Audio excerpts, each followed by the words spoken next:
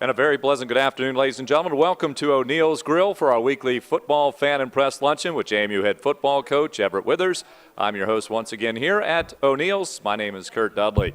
The Dukes this past week faced the Delaware Blue Hens. The Blue Hens coming to Bridgeforth Stadium for the first time since the stadium expansion. And it went into overtime before the Blue Hens prevailed. 30-23 was the final before over 20,000 fans at Bridgeforth Stadium. Coach Withers, that game, well, it featured some big yardage plays, it featured some very short yardage plays, and it featured a number of missed opportunities. A classic example that you got to be prepared for any case scenario. Yeah, that was a game that had a little bit of everything in it, and obviously it was a situation we didn't come out on the top of the scoreboard at the end, but there were some situations in that game that I think we spent a lot of time during our training camp in August preparing for a lot of different situations, and a lot of those situations came up in the game, so our preparation we felt like was good for the game. Is there anything that you can do other than practice to finish plays, to finish drives? I really believe you just go back to work and you just keep hammering the thought of finishing drives, finishing plays. You just continue to do that. Talk about it in your individual meetings, in your offense and defense and special teams meetings, and it's like anything else. Eventually, a team gets it, and hopefully that comes faster sooner than later for us. You talked about you were certainly pleased by the effort that the Dukes gave on Saturday. In the fourth quarter, when the Dukes were down 16-6 in a game that, well, there wasn't a lot of offense happening as far as at least finishing was concerned. Yeah. Was that a case of an opportunity to build a little character for this team? I think sometimes character just comes as the result of a circumstance, but you can also prepare to build character. Do you feel like that might have been the case on Saturday? Well, I felt like our team never wavered from the ultimate goal of trying to win the game. I think that builds character. I'm not one of those guys that believes in losing, that builds character. I'm not into that. But I am into guys improving and getting better and fighting through adversity and those type things. And I felt like we did that. We were behind. We had a very, very efficient 2-minute drive there at the end of the game to score points and to send the game into overtime. So I felt like that was a positive force. So there were a lot of things to build on.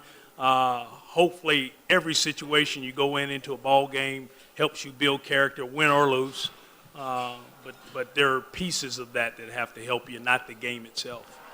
One of the objectives of your defense was to slow down, obviously, the Delaware running game and, in effect, also take out the play-action pass. Can you give us a synopsis? Obviously, there were a couple of big plays in the game, but from play to play, was this one of the best defensive efforts for the Dukes? Well, it was a better defensive effort. It wasn't the best.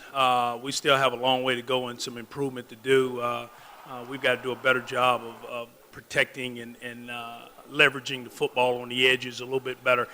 What I thought we did good was we played with more energy and passion at times in our early downs as far as pressuring the quarterback, whether we pressure the quarterback or pressure the run game. We were able to do that early. We had to do that. We felt like to take away some of the run play action pass game that they had. We felt like we did a really good job on what we call the block up play action shots down the field. We did a nice job of taking that away from them. And to me, that was a big part of the ball game. We had pressure on the quarterback. I want to say we had 4 sacks. I think we had 19 hits on the quarterback. So if we can continue that trend, hopefully we'll continue to get better on defense. And when you think about that rate, you did have 4 sacks. You had 6 tackles for losses. Yeah. They ran just 65 plays. Is that a good rate? Do you need for that to be much higher, or is that about what you might expect for a ball game? Well, we like for it to be higher. I'd like to have a bunch of more hits on the quarterback and pressures and sacks. But we felt like that was a good rate. We had some other opportunities that we didn't keep him in the pocket and let him out. If we can do that, we'll get more sacks. We'll get more hits on the quarterback. But I think overall I feel like defensively we're headed in the right direction in what we want to get done, especially on first and second down. To me, that's the key for our defense to get better. talk about a couple specific plays. Can you tell us what happened on the first play from scrimmage when Delaware goes 75? Yeah, they do a nice job. They gave us some misdirection and then brought the back from the other side of the formation to form a screen. We were in man coverage, and we had a linebacker that just took his eyes off of him. He was blitz. He was actually pressure rushing the back and took his eyes off of him. So again, learning experiences. They ran the same play later on in the game, and we go cover him later on in the game. So we learn from experiences. They hurt you, but you have to have teaching moments, and you learn from it. So hopefully when we see that play again, we're better at it. And it looked like on the 86-yard play, when right after you had tied it up, that Taylor Reynolds looked like he slipped on the play, and then it just becomes a race to the end zone. Exactly. He's in man coverage, and he falls down. He slips and falls. We've got pretty good coverage everywhere else, and he falls down, and they catch it and they score. So again, we overcame those situations in the ball game. Those 2 plays, we overcame them. And to me, that's a sign of a good team, because every team you play is going to make a play on you. It's how you react and how you come back from those plays, and we were able to do that. Dean Marlowe's reaction on the overtime touchdown by Delaware leads that there may have been something busted there. Was the coverage okay on that play? Well, we didn't have the right call in the coverage in their bunch set on the boundary. We would have liked to have been a little bit better call situation, not necessarily the defensive call, but the coverage call there, and it allowed them to have a guy free in the flat. So again, another situation where you'd like to have a little bit better communication with some guys. And again, you got Dean over there with I think it was Kyrie Hawkins, and it might have been Jimmy Moreland over there in the boundary. You would like to have a little bit better communication and get that coverage done in the boundary. Your final play of the ball game, can you tell us, you selected the play where you're going to go to the outside? Obviously, Delaware's packing the box and saying, look, you're going to have to beat us another way here. Yeah, you look at the last play of the game, and I will tell you this, before I get to that, Taylor Woods played an unbelievable ball game for us. There's a play I showed our football team yesterday, the second kickoff of the game. He's what we call our one on the kickoff. And for 2 weeks in a row, we've asked Taylor Woods to do something on our kickoff coverage. I mean, run down and on kickoff coverage, true freshman. And he's done it exactly like we've asked him to do it. He made a tackle on the boundary, I think on the 17-yard line on the second kickoff, because he was in the right place and did exactly like we asked him. We had 2 perimeter blockers not finished blocks on the last play of the game. Not that Taylor Woods couldn't get in the end zone, but when you got 2 guys, when you miss 2 blocks, and it was something that we didn't do a very good job of all day. One of the things we wanted to do in the game was we wanted to be able to run from sideline to sideline. We felt like we could tire their defense out. They had some big linemen, and if you saw late in the game, there were a lot of guys that went down. They had a lot of injuries late in the game. And we felt like we were getting to them a little bit as far as fatigue. And we just did not finish the blocks on the perimeter. Yeah, by the time you got with 8 minutes to go, I think you'd already run 65 offensive plays and then 27 after that. Right. So certainly put the pressure on there. I'm kind of jumping around a little bit, but the one series also, the one sequence was very intriguing. Unfortunately, it didn't come out with a lot of positive results for the Dukes, but the 3 kickoffs, the 3 successive kickoffs, can you explain that kickoff formation, what the intent is with that formation? Well, it's really our base formation. There's really nothing different. We line up like that. It's one of our 2 or 3 kickoff formations that we have. And really what we do is we line up that way and see how you adjust to it. We had the numbers, and we kicked the ball. We were all sides, obviously 2 times in that situation. Twice by, again, a true freshman, and then another time by a backup linebacker. So we executed the kick really well. We executed that kick, the first kick, really well. Connor did a nice job on the kick. We did a great job of recovering the ball. We're all sides. We kick it deep. We do a pooch kick deep, do a nice job. We're all sides again. And then the next time we don't get the exact kick we want.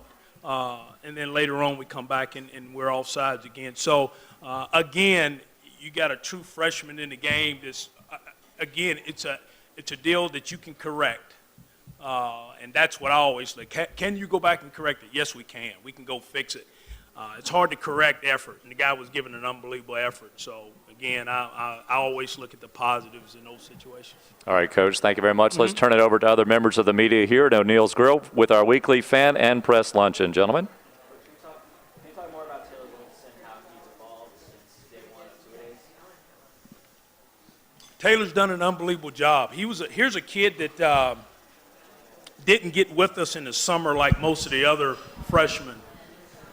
He had to come in late. He had to finish up some academics, so we didn't get him till really the 1st of August in our normal reporting time. I just think, I have a history with Taylor because of where he's from. He's from Havelock, North Carolina, and I've known that that school is one of the top powerhouses in the state of North Carolina as far as football. He actually came to our camp at Ohio State when I was there. We thought he was going to Kent State as far as signing with Kent State, but we had great relationships in recruiting, the whole deal. We get him. Talented young man, practices his tail off, really, really hard-nosed kid, but just gives us another back that has some talent and does some things really well. And obviously he's going to be a good special teams player for us, and we feel like he'll fit in that stable of running backs for us that we need. On Saturday, we talked about self-inflicted wounds, but we also talked about that after week one. So what, I guess, is hindering the progress from reducing that? Well, again, we just have to continue to grow and get better. It's not the same guys all the time. And a little bit of our ball game Saturday, on offense, there was a different guy that made a mistake, in running the football. There was a different guy. So as you look at our football team, we have to find ways to get 11 guys doing their job on most of the plays. You're not going to get them on every play, but you got to have more than the other team. And right now, it's one guy missing a block, one guy doing this, and that's kind of the self-inflicted wounds. And obviously, the critical ones in the kicking game, you do those, you're not going to win a whole bunch of games. And Vadley, you saw some leadership qualities in him on Saturday. What specifically did you see from him? How did he step up as a leader in that game? Vad is one of those guys. He's not a rah-rah guy at all, but he's a competitor. He's as much of a competitor as we have on the football team. I think what Vad's leadership qualities are is that he's able to look at himself in a critical way and really criticize himself and try to get better himself. But in doing that, he's able to help motivate some of his teammates also. So to me, that shows some leadership qualities. He's not perfect. He knows he's not perfect. He'll tell you he's not perfect, but he'll also help other guys and motivate other guys on the team. So that's those are the things I like about Vad's leadership qualities. Coach, were you switching your defensive fronts up against Delaware? Were you going 4-3 some and then back to the 3-4? Well, we really didn't do a whole lot different than we had been doing. I got somebody sent me an email and said, you went back to the 4-2-5. We didn't go back to a 4. We've never been in a 4-2, never have been. So what we did was we played a little bit more 4 down because they played us a little bit more in 12 personnel and some bigger formation, so we wanted to have 4 down linemen in the game. They have a really good tight end. They have a big offensive line, so we wanted to be a little bit more in a 4 down situation in some occasions, and then some we were in our 3-4 defense. So I think what we did better was we attacked better. We set edges better on early downs. We didn't do it perfect. We've got a lot of work to continue on, but I feel like we made some strides as far as being aggressive, whether it be pressure aggressive or just aggressive in our base defense. Coach, it was obviously a tough loss. How did the kids kind of respond yesterday at practice? You know what? I told our AD this morning when I met with him, Jeff Bourne, I said, you know what? We had an unbelievable practice yesterday, and not because of the tempo. The tempo was there. They went out and they worked. They really, truly worked hard yesterday. But there was some communication on the field yesterday that I hadn't heard in the first few weeks. Some of it was encouragement. Some of it was leaders getting after guys. Some of it was guys really I felt like guys were stepping out of their shells a little bit yesterday, which, I've been trying to encourage a lot here lately. And I think we're headed. We got a great group of kids, and I think we're headed in the right direction. Talk about Sage Harrell's play, if you will. He was really active throughout most of the game. Yeah, Sage is one of our captains. Sage is a passionate young man. He plays with a lot of emotion and energy and those things. What our goal with Sage is to get him to take that passion and emotion and put it and generate it in the right directions at times. Sometimes he's all over the place and not playing the responsibility he needs. I think this week we really challenged him to do his job, but do it with that same passion, that same 4 to 6, A to B, fanatical effort and focus, and he was able to do that this week, and I think you saw his production. Some of the offensive linemen were different there at the end of the game. Were there some injuries, and how did you guys go through that game and kind of get down to those linemen you had at the end? Well, Matt Williams had some back spasms, so at halftime we decided that we were going to hold him out, so we had Kyle Rigney in the game at center. Okay. I just think that some of the guys were a little bit nicked late in the game, and again, it's one of those situations where you're going to go through ball games. You're not going to play your same line all the time. So I think Coach Davis has done a good job of being able to put in replacements for our guys to go, play a game, go finish a game if they have to. You obviously didn't struggle with some of those backups in the game later. Does that just speak to the depth that you guys have, and you can plug and play with some of those guys? Well, it's not a matter. Here's what I'll tell you about the ball game with our offensive line. We didn't play as good as we played overall. So from that standpoint, the effort was there. The execution was not like we wanted. We didn't run the ball like we wanted to. But I feel like our offensive staff has done a really good job of understanding that we have to be able to play some of our backups in our offensive line, because that's one of those positions you're going to have to do it anyway at some point in time of the year. And I think they've done a good job, and I feel like our kids are comfortable with those guys in the game. Yeah, staying on the running game with your running back situation, how did you get to Taylor Woods, and how was he the fourth quarter guy? How did it get to that point? It's really not how we got to it. It's kind of been in the plan. Okay. Our whole deal with this offense is to be able to play a number of guys. And that running back, if we're going to run the football, we need a number of backs to be able to run the football with. And we're going to do that. If a guy has a hot hand, we'll play. We calculated in the ball game Saturday, we lost 100 yards of rushing because of cuts and not going north and south. So we had to put Taylor Woods as a north-south runner. So we put Taylor Woods in the game.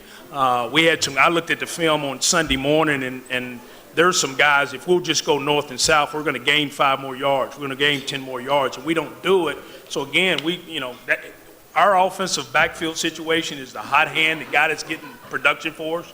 He's going to play for us. The guy early in the game was Khalid. Was he rusty in that stuff? Does he have a ways to go to get back where he was? I don't know if he's rusty. Possibly. I don't feel like we could have run Khalid 25 or 30 times in the game coming back his first week. So we wanted to be able to use Juwan Latney still. He's not 100%. He hopefully will have him this week 100%. I don't think Khalid was 100%. So again, you start look. John Miller was out. So you go to a guy like Taylor Woods, and we feel like he's a talented player. We were planning on playing Taylor more last week, to be honest with you. And I just feel like we're growing depth at that position that we need. We're going to need for this offense to be successful. Where was Alden Hill on Saturday? Did he just not? No, Alden was more in a special team role for us this past week. Again, it's week to week. We really take our backs. It's one of the positions that we do have some depth. When we get to where we can do this with a lot of other positions, we'll be a better football team. We'll be a much improved football team where we can take guys that practice the way we want them to practice, then we can play them. Alden was more in the special team role. We needed him in that special teams role a little bit more this week than we did at running back.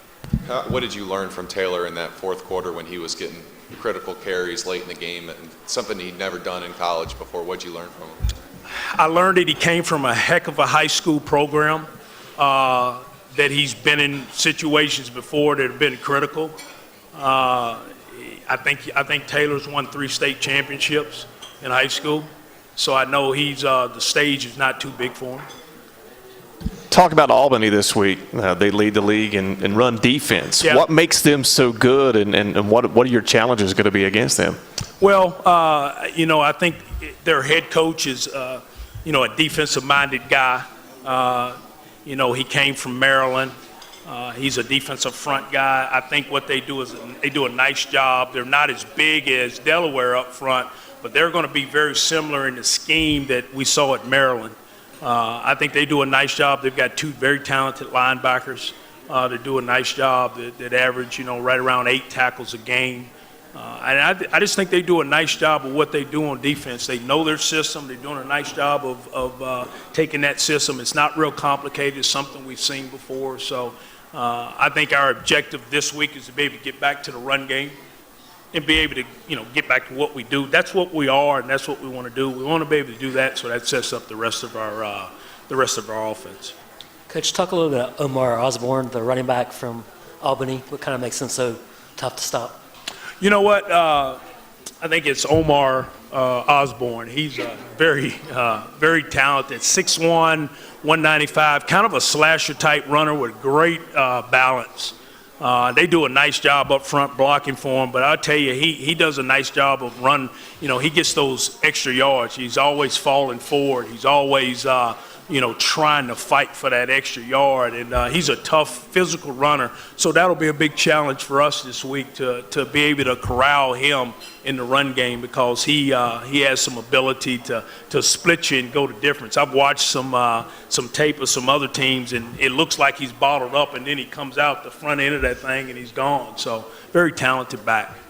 When you looked at the film on your short yardage plays, what did you see on those, and why were there some breakdowns, failures on those plays?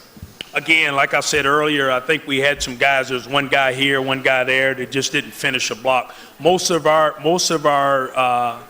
issues in our run game this week were guys that just didn't finish blocks. I felt like that Delaware had a big front, and being able to run inside was going to be a challenge for us anyway. So one of the reasons we wanted to get on the perimeter some was to try to wear those guys out, and we just never got any consistency, so we could late in the game to go north and south in the run game. This may be a bit of a fan question, but going out of the shotgun on short yardage, is that still the way to go, or do you ever think about going under center? I will tell you this: if you're in the shotgun 99% of your time, then you ask your quarterback to go to center, you're probably going to have a bad snap.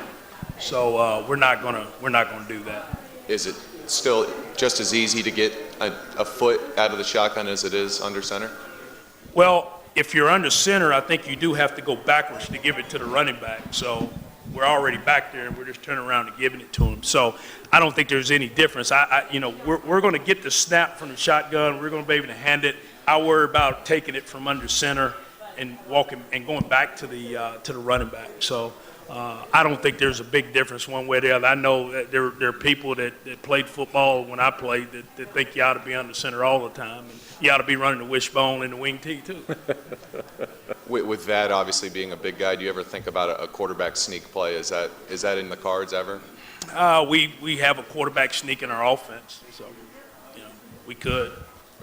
You're back on the road against your 4th road game. This is one of the longer road games you have this season. What's the toughest part about being on the road and adjusting to the environment? And you mentioned last week, some of the facilities not as nice as JMU. So I think that's probably the toughest part. I love going on the road. I mean, I'm one of those guys that, I really do. I like taking a team, because now it's just you and your team. You don't have to worry about mama and daddy's tickets and all that other stuff you have to worry about in home games. I like taking our team and getting them away and doing our routine on the road. I don't have to worry about the parties over at Coppers Beach on Friday night with our players. I don't have to worry about that on the road. So again, I like taking our team. I think the facility issue is probably the The one thing, it's an unknown. We go into, and I'm new to the league, so you go into some of these facilities, it's like, holy, what is that? So hopefully the conference commissioners hearing this and making people upgrade their facilities. Back to the Delaware game. After you watched the film, did you count how many points you left on the field? Because there was the drop touchdown. I don't know any other plays maybe you saw. How many points you really left out there? I know 10 at least. Yeah. A drop touchdown, an extra point, and a blocked field goal. A missed field goal. So at least that many. Those are the things that I feel like you have to take advantage of. We counted up nearly 100 yards of rushing that we left on the field. So probably add another 7 or 14 to that. So there are a lot of points out there. Again, you have to take advantage of those situations, and we didn't. So we have to move forward from that and start getting prepared for a tough team, probably one of the better defensive teams in our conference. Okay, just talk a little about Marquise Woodard and what made you kind of decide to move him to defense, and how do you feel like he did? He did some nice things. You take a guy that's been playing wide receiver all his college career, and you move him over to defensive back, and within a week, I felt like I just watched him, and I said, this guy's got some natural ability. Now, I know he played it in high school, and I really kicked myself in the butt for not moving him in the spring because at some point in time this spring, I did not see him in our depth at receiver. So why not give him an opportunity over there? So I take a lot of the blame for not moving him earlier. Once we made the decision to move him over there, he's done some really nice stuff for us and allowed us to do some things defensively. Is he perfect? No. Does he make mistakes? No. But we got a lot of guys making mistakes. So, our deal is to get him to grow, and hopefully for the next 7 games or so, he can help our football team. I'm glad he brought up that Marquise playing nickel. Did that allow you to move Dean back to something he's maybe better at, more natural? Dean's made more plays at nickel than he would have probably ever make at safety, but it allowed us in base people to leave Dean in there when we switched to nickel. Okay. So he's made an awful lot of plays at nickel for us. Okay. That nickel position is a critical position for us. It's we can blitz him. We usually cover in a slot receiver. It's got you got to have a lot of intangibles to play that nickel spot for us. And you can stick a guy in the deep part of the field all you want, and he can stand back there the whole game and never make a play. At nickel, you're going to have to make some plays. Yeah, is that more just the way college football's going, more spread? That guy's more important now than maybe he's ever been? I think if you turn on the NFL games and you watch the free safety standing in the middle of the field, he don't make a lot of plays either. So. Just wondering, that 4th down call down on that one end zone early, and was that still the right call? Did you see anything on that play that maybe that play should have worked and not failed there? You talking about the one in the red zone? Or earlier in the game, yeah. In the red quarter. zone? Yeah, where you threw it to Dean, he didn't catch it. Yeah. The third quarter play, I believe it was. Quarter. Yep. Third quarter, yeah. Yeah, we just felt like that was a good play for us, and again, we're trying to score touchdowns. We're trying to score touchdowns as much as we can. So our deal is to try to get 6 instead of 3. Did Vad make the right read on that play? Was that the right play? I felt like it was the right play. Yeah. Okay. And just final thing, another fan question. You evaluate yourself after that game. Did you feel good about the coaching decisions in that game that No you question. made? Okay. No doubt. Okay. What you want me to say? I don't. No, I'm just saying. Coach, I had a couple more for you for Albany before we wrap it up here. Will Fiocchi, the quarterback, can you tell us a little bit about what you've seen in him? He's an experienced guy. This will be his 28th consecutive start at QB for them. When you got a run game going like they do, it helps the quarterback. So they do a nice job in their run game. He doesn't run it as much. He's not truly the runner. They'll get into some wildcat, but he's a very efficient passer. They're pretty balanced in their run-pass ratio. I think they're averaging somewhere around 350 a game total offense. But I think he's a very efficient quarterback in what they do, what they ask him to do. So again, we're playing for 3 weeks in a row. I think we're playing pretty good quarterbacks in this league that are very efficient in what they do. I think one of the main things that Albany wanted to concentrate on with this new staff was after last year being in the CAA going 0-8, they felt team speed was something that they needed to work on. With the newcomers that they may have, are you seeing any speed from this team? Well, yeah, I think there's some, they've got some kids that I think that have been on their team that they're implementing at wide receiver and at defensive back and some of the other skill positions. So, yeah, I feel like that they're trying to upgrade their speed. It's like anything else. When you come into a program, you have to look at the needs of that program, and you try to fix them. And some of them you can't. I mean, in 1 year, you can't fix them. You're trying to massage them the first year. And I think one of them for them is trying to upgrade the speed, but I feel like they're on the right track to doing that. Yeah, Gattuso had a very successful career at Duquesne, Yes. where he won almost 100 games, only lost about 32, 33. So he certainly has a good track record of coaching football. Have you had any dealings with him before? Never really personally, other than at Media Day. I think he's the active. I guess he's the active winningest coach. Percentage-wise, yes. Percentage-wise in FCS football right now. So, you try to get around those kind of guys that have built programs and started things off. And if you look at the history of guys like that, they take programs and they just continually build them in what they see and what they want. And I'm sure he's going to try to do that at Albany. Well, Albany is 4-0. It's one of their best starts as a Division I program. Won't be the same team that the Dukes saw at the Bridgeport Stadium last year when the Dukes won pretty handily. So, Coach, thank you very much. Thanks to a member of the media as well. And we'll be here again next Monday, of course. The Dukes on the road facing the Great Danes of the University of Albany. And kickoff from Bob Ford Stadium, which is a very nice facility, by the way, is at 6 o'clock on Saturday. For all of us at James Madison University and the JMU Matazone HD Sportsnet, presented by the JMU Alumni Association, have a great football week.